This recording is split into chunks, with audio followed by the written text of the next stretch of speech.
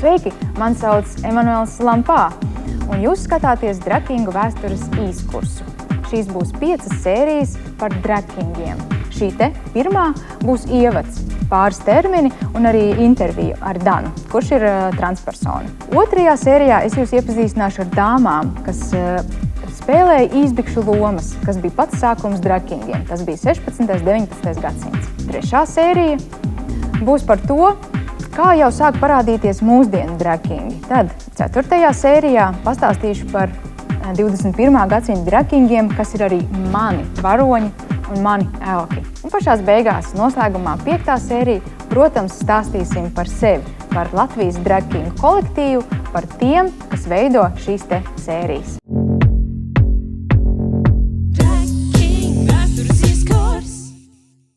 Mēs vēlamies veidot iekļaujošāku sabiedrību, palielinot mūsu LGBT kopienas redzamību.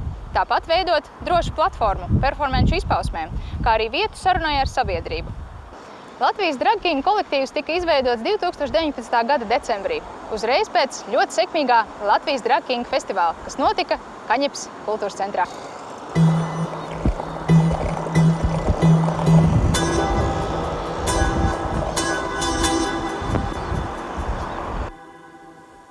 Drag performance demonstrē, ka individam nav obligāti jāpieder kādai no 2 vispār pieņemtajām dzimumu kategorijām.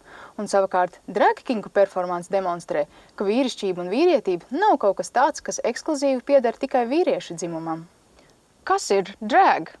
Šim vārdam latviešu valodā, protams, nav tulkojuma, tāpēc es izmantošu anglisko vārdu drag. Judits Butlers grāmatā Dzimtas nemieras tulkojumā par drag rakstīts tā. Drag ir cita dzimuma dzimtes tēlošana, pārģērbjoties citam dzimumam dzimtei raksturīgās drēbēs. Es vēl gribētu piebilst, ka tā noteikti ir arī iemiesošanās, atveidošana. Drag Kingi pārsvarā ir LGBT kopienas pārstāvi, bet ne tikai. Drag Kings var būt jebkurš, kurš vēlas izpētīt savu maskulinitāti.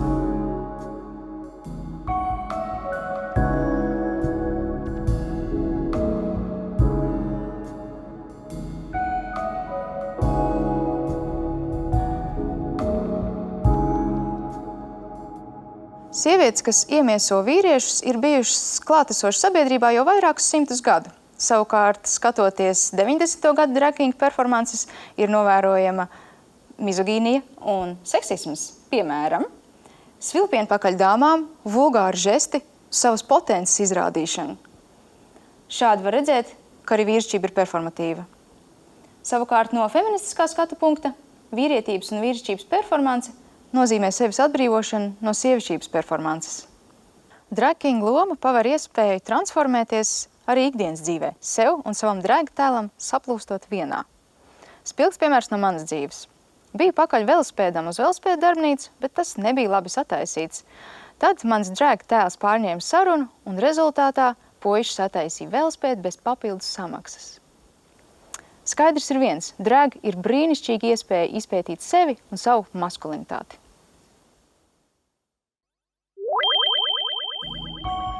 Viena lieta, ko mēs Drag Kingi bieži dzirdam, ir, bet ja jūs gribat būt vīrieši, bet tad esiet vīrieši. Lai šo atšķirību skaidrotu, Drag Kings un būšana īstam vīrietim, esmu uzaicinājis trans puisi, aktīvistu Danu Avangardu. Skatāmies! Dan, lūdzu iepazīstini ar sevi. Kas tu esi? Čau, esmu Dana Avangarda, esmu trans revolucionārs cīnītājs. Man ir YouTube kanāls, kurā es ļoti skaļi un publiski runāju par to, kā ir būt trans. Principā es esmu aktīvists, LGBT aktīvists un tieši tādā šaurākā nišā par trans jautājumiem. Un tad trans, varbūt pastāst sīkāk, kas tas tieši ir? Transpersonas ir cilvēki, kuru izvēlētā identitāte neatbilst ar to dzimumu, kuru viņiem iedeva dzimšanas brīdī. Būt trans ir, interesanti. Ir tādi momenti, kad ir riktīgi smagi, jo tu paskaties uz spogulī un tad gribas bišķi nomirt iekšēji, jo tev galīgi nepatīk tas, ko tu redzi. Un tas saucas dzimuma disforija. Tā kā visam ir labā un sliktā puse. tad disforijai pretējais ir eiforija, un tā ir dzimuma eiforija. Tas nozīmē, ka tu paskaties spogulī un tā kā, Jēzus Marija, superīgs hot čalis, hotīgākais čalis vispār ciemā. Nu jā, ir interesanti dzīvot tajā tādā, es negribētu teikt cīņā, jo negribas dramatizēt, bet, teiksim, tādā ceļojumā, ka vienā momentā tu esi disforijā, otrā tu esi eiforijā, un tā, ir interesanti. Kādas, tavuprāt, ir atšķirības starp transpersonām vīriešiem un drag kingiem? Drag king, tā ir performance, tas ir šovs. Cilvēks tajā visu to savu ārieni un visu to, ko cilvēks grib performēt, tas viss ir maksimālajā līmenī. Tā kā jo mums vajag šovu, mums patīk šovs. Tātad drag kingi ir performance. Bet transpersona tā ir vienkārši dzīve, tas ir cilvēks. Tā kā tev būtība? Tā ir mana būtība un tā ir mana esence. Mana ikdiena un mana dvēsele nav performance. Un tas ir jāsaprot, šī galvenā lieta, ka drag kingi ir performance, bet es kā trans, es esmu vienkārši tas pats cilvēks. Tikai tā sanāca, ka piedzimu citā ķermenī. Kāds ir tavs viedoklis par tiem trans vīriešiem, kas ir arī drag kingi? Viņi tā kā apvieno tās lietas. Mans viedoklis ir 100% jā, jūbu. Vispār pa dzīvi ir cilvēkiem jāsaprot, ka vajag beigt nosodīt. Vajag beigt nosodīt un ļaut cilvēkiem darīt viņu lietu. Ja viņi grib performēt, to mums vajag arī ļaut, neatkarīgi no tā, kas ir cilvēks kā tāds. Un labā lieta ir arī tāda, ka dažiem transčaļiem un transsievietēm arī tieši šī draga kultūra palīdz saprast savu identitāti. Es atbalstu un man ļoti patīk šī ideja.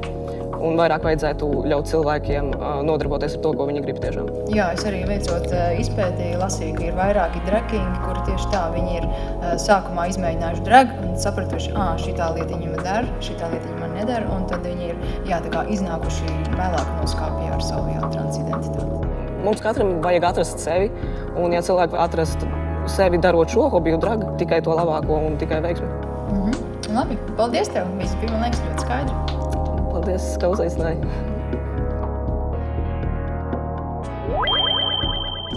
Paldies, ka skatījāties! Mani sauc Emanuels Lampā, un es jūs aicinu pievienoties drīz YouTube 2. sērijā, kuras stāstīšu par drag kingu pašiem pirmsākumiem.